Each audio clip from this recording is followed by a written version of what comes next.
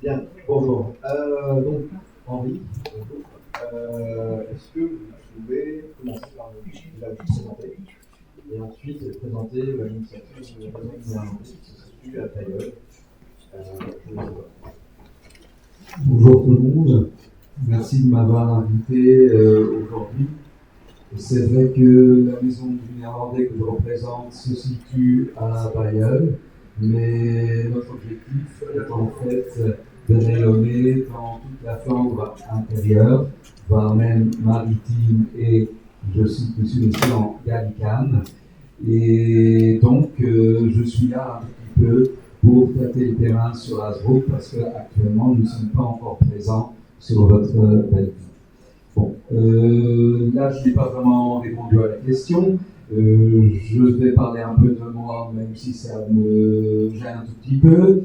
Je n'ai pas l'âge, ni l'expérience, ni la renommée de l'intervenant avant moi, mais j'ai tout de même plus de 40 ans d'enseignement universitaire derrière moi.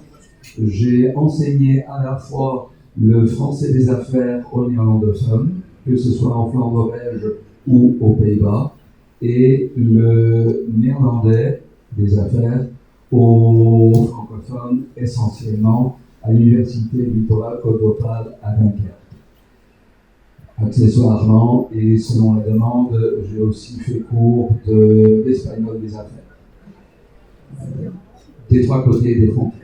D'ailleurs, la frontière, on est tous là justement pour démontrer que c'est une fiction, que cela appartient à l'histoire et que, comme vient de le dire M. Messiaen, nous sommes tous flamands d'une façon ou d'une autre, hein, de n'importe quelle provenance. Pour parler un tout petit peu de mes origines, mon père était néerlandais, ma mère était flamande de Belgique, et comme c'est la première langue vivante imposée à tout le monde en Flandre belge, j'ai commencé à apprendre le français à l'âge de 10 ans. Petit à petit, dans la scolarité obligatoire, mais à l'âge de 18 ans, j'ai choisi de faire ce qui s'appelait à l'époque philologie romane, et ce qui correspond plus ou moins actuellement à ce qu'on appelle langue, littérature et civilisation française et espagnole. C'est un peu plus tard que j'ai pu entrer dans la recherche linguistique sur l'emploi de la langue dans les affaires, dans les entreprises, dans les administrations. Et là, j'ai appris à comparer les différentes cultures.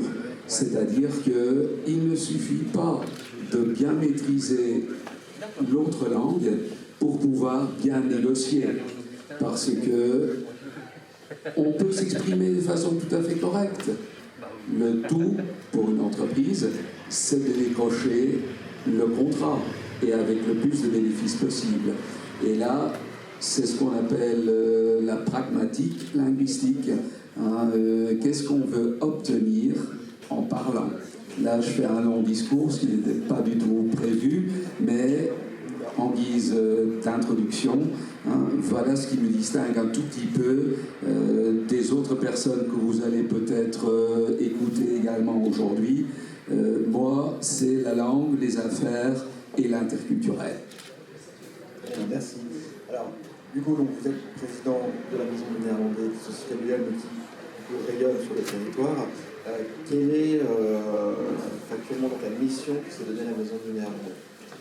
La Maison du Néerlandais existe depuis un peu plus de 20 ans.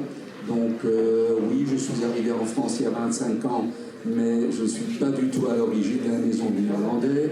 C'est en fait la ville de Bailleul qui a demandé qu'on crée cet institut du néerlandais comme langue des voisins. Et donc, depuis une vingtaine d'années, petit à petit, on a grandi. Et actuellement, nous avons 5 niveaux de néerlandais pour parler avec le cadre de référence néerlandais européen. Nous commençons de zéro, mais nous allons jusqu'au fameux niveau seuil et même au-delà. Donc avant, ce sont des cours de vocabulaire, grammaire, expression, compréhension. Et puis, au-delà du niveau seuil, ce sont plutôt des cours de conversation. Donc, ce sont des conversations avec nos apprenants et en les faisant parler, quand on se rend compte qu'il y a certaines lacunes ou certaines fautes qui reviennent, alors oui, on refait un peu de grammaire, on refait un peu de lexique complémentaire. Donc, nous avons 5 niveaux de néerlandais, essentiellement sur Bayonne, mais également sur Lille. Et je vais peut-être parler de Lille un peu plus tard, parce que, en fait, quand je suis arrivé en France, je me suis vraiment établi dans la région lilloise. Et j'ai eu énormément de mal à faire la promotion du néerlandais dans cette région-là. Et là, tout à coup, depuis 2-3 ans, on vient à Bayonne pour nous implorer d'augmenter les cours, de faire cours. Il y a des maires, entre autres à Pascal, qui payent spécialement pour qu'on fasse cours de néerlandais. Donc, il y a un boom, il y a une croissance de ce côté-là. Bon, on peut parler des réussites, il faut être un peu honnête. Du côté de Dunkerque, le verre est à moitié plein. C'est-à-dire que la grande réussite à Dunkerque, c'est l'enseignement bilingue à l'école maternelle et élémentaire Savary de Roosendaal. C'est vrai qu'avec un autre copain qui est présent ici, Karl Appelmans, depuis une dizaine d'années, nous militons pour l'introduction d'un enseignement bilingue paritaire dans la Flandre française. Et jusque-là, nous nous sommes toujours heurtés à des barrières politiques, légales, réelles ou invoquées pour nous dissuader, mais le maire de Dunkerque étant aussi le président de la communauté urbaine de Dunkerque, a donc mis en place, depuis septembre 2019, un réel enseignement bilingue. Je vous explique un tout petit peu de quoi il s'agit. 2 jours par semaine, les petits-enfants viennent à l'école, suivent des cours selon le référentiel français, mais en irlandais. Le mercredi, comme c'est très souvent le cas en France, il n'y a pas cours à ce niveau-là. Et les 2 autres jours de la semaine, on continue à faire le même type de cours, mais en français.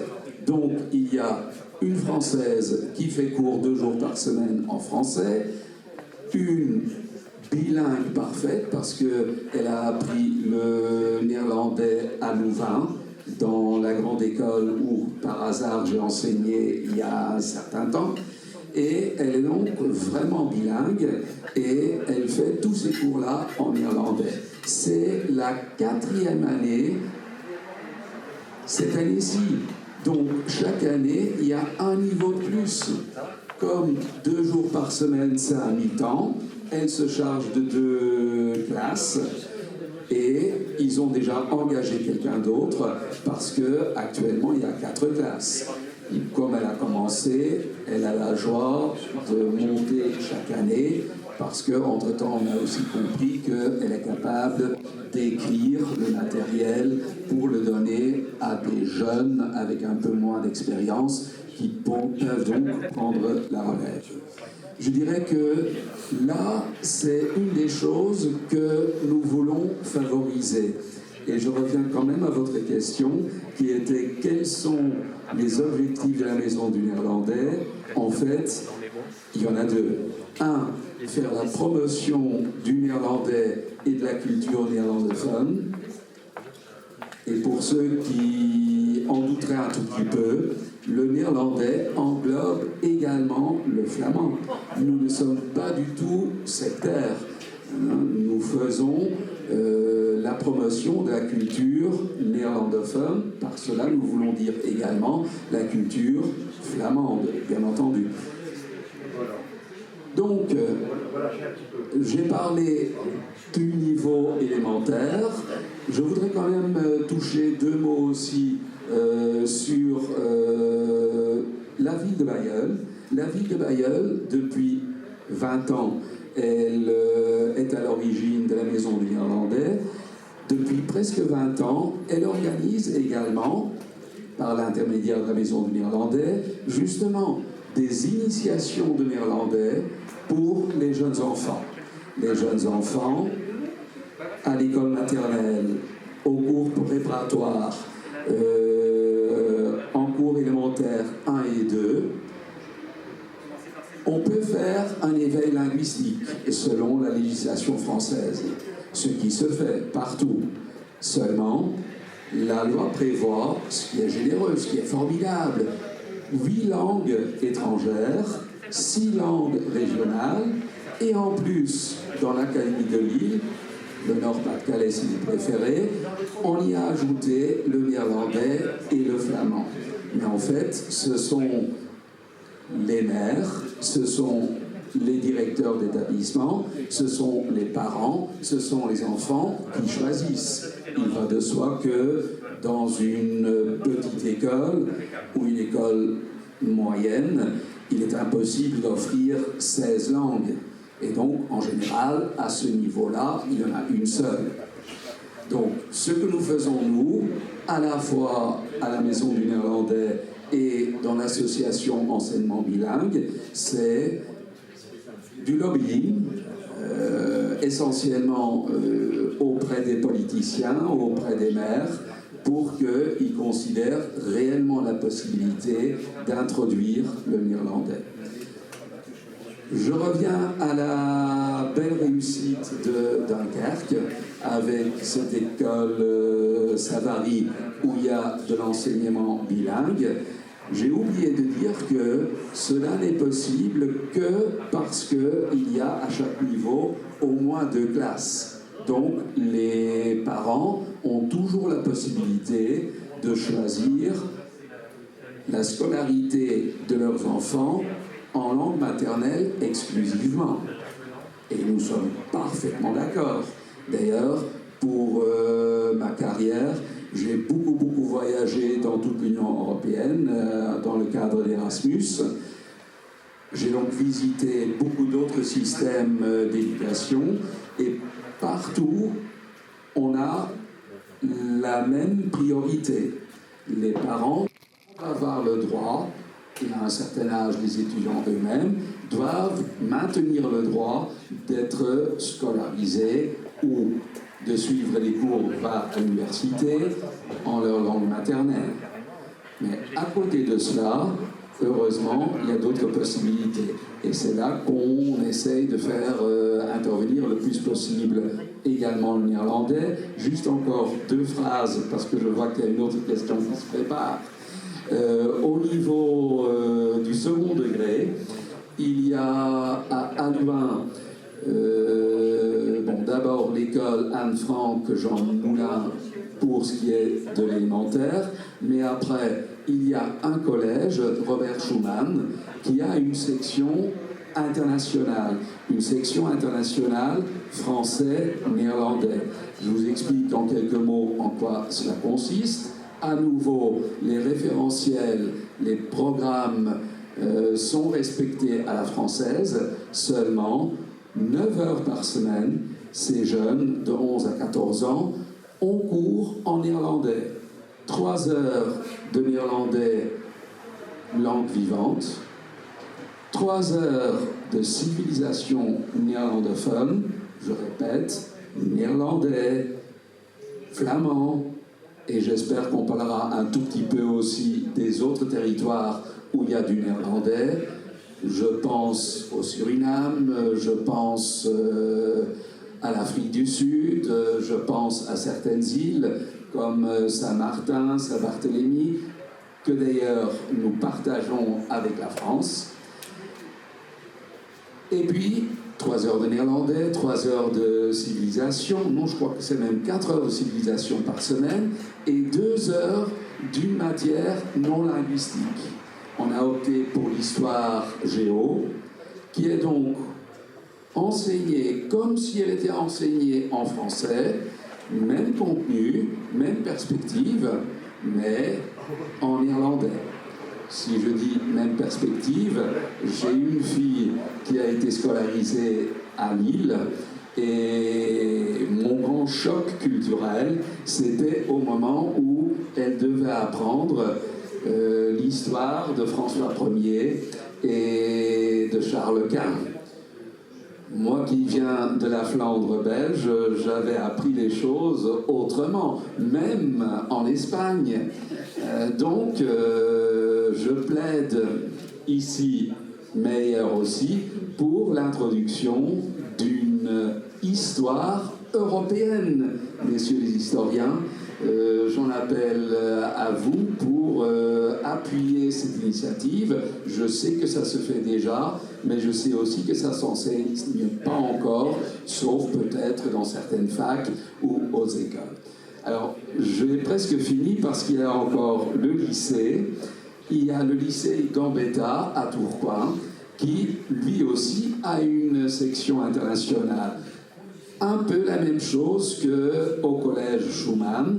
Seule différence, le lycée Gambetta est un lycée technologique, donc en fait les 2 heures de branche non linguistique, c'est des disciplines pratiques, ce qui est très bien, parce que justement quand on habite à Tourcoing, on peut rêver avoir aussi des clients pour son métier de l'autre côté de la frontière.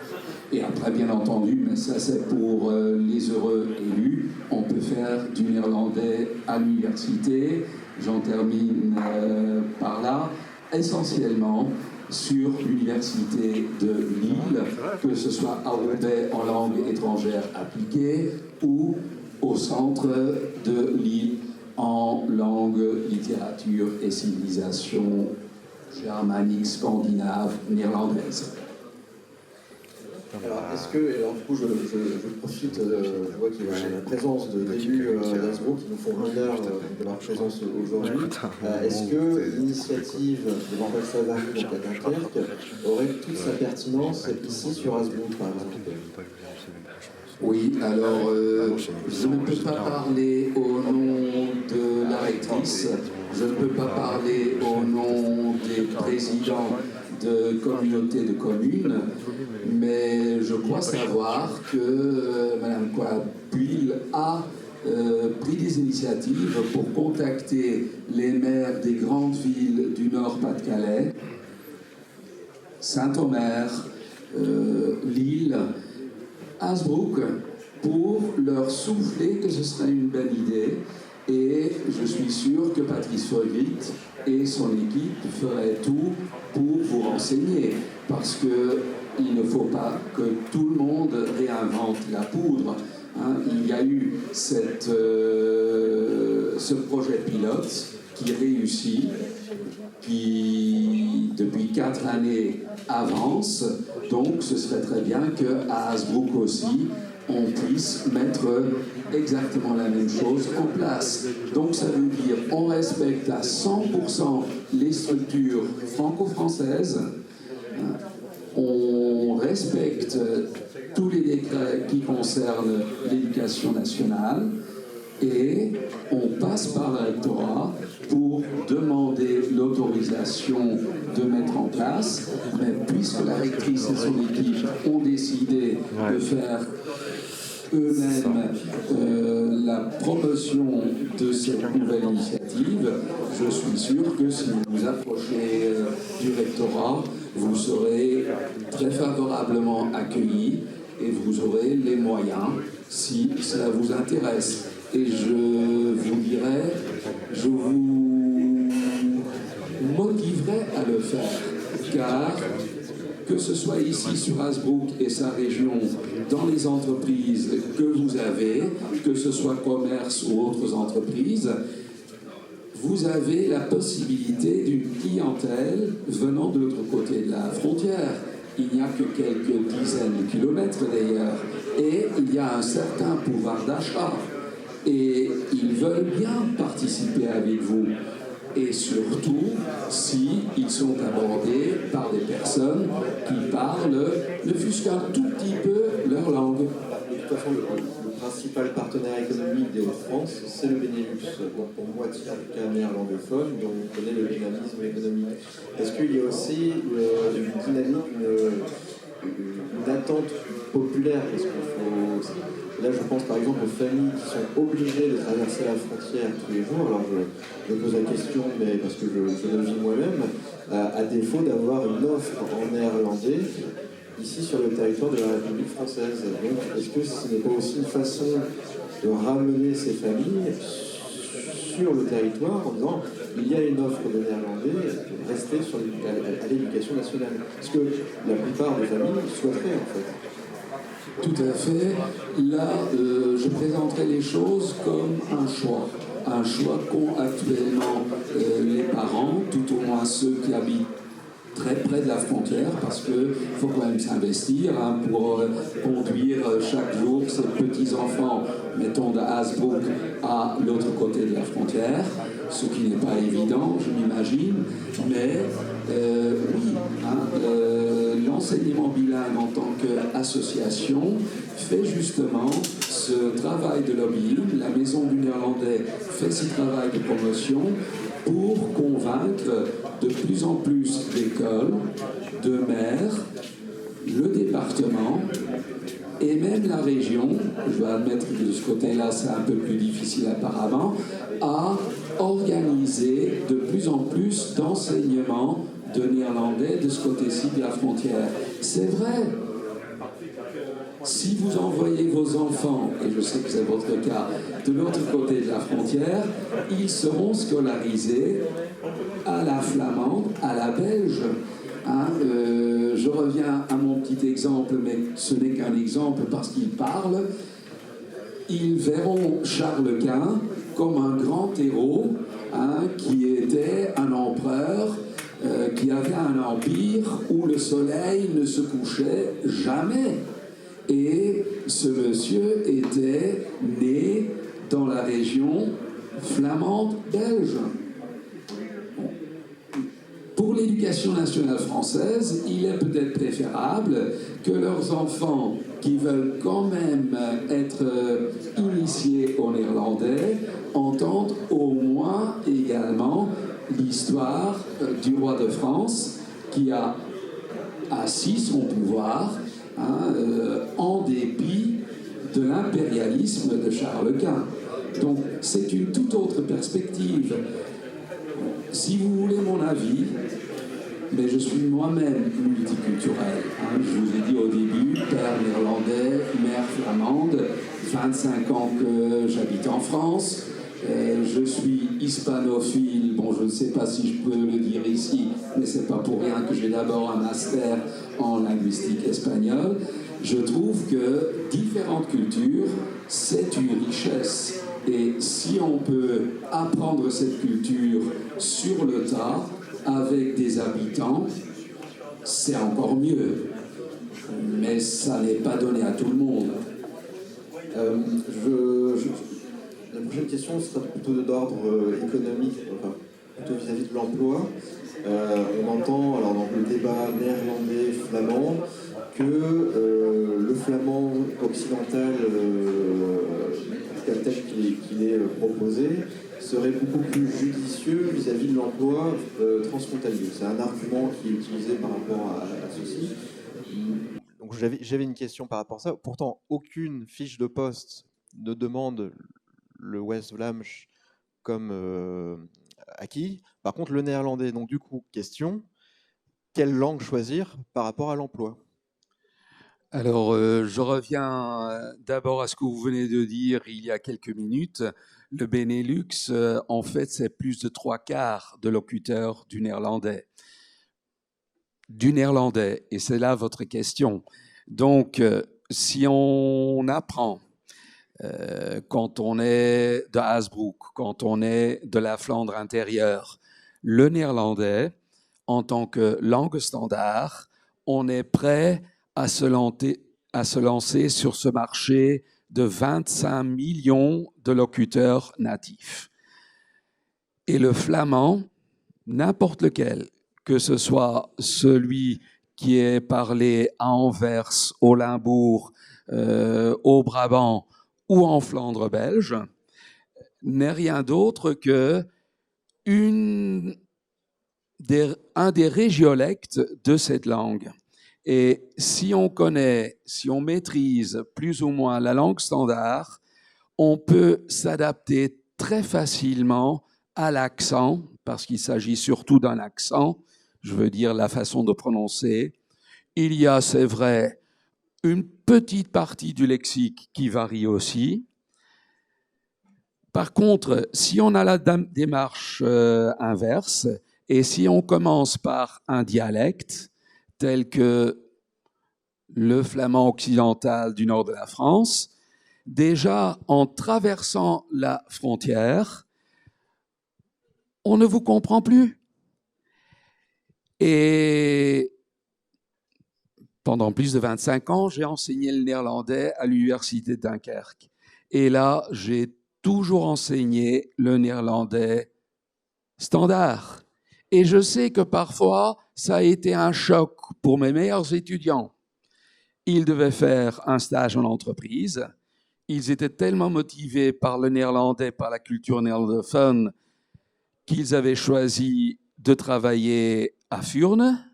Ils arrivaient à Furnes et les 3 premières journées, ils ne comprenaient rien du tout. Après une semaine, ils comprenaient tout. Et après 15 jours, ils pouvaient parler avec les gens de Furnes.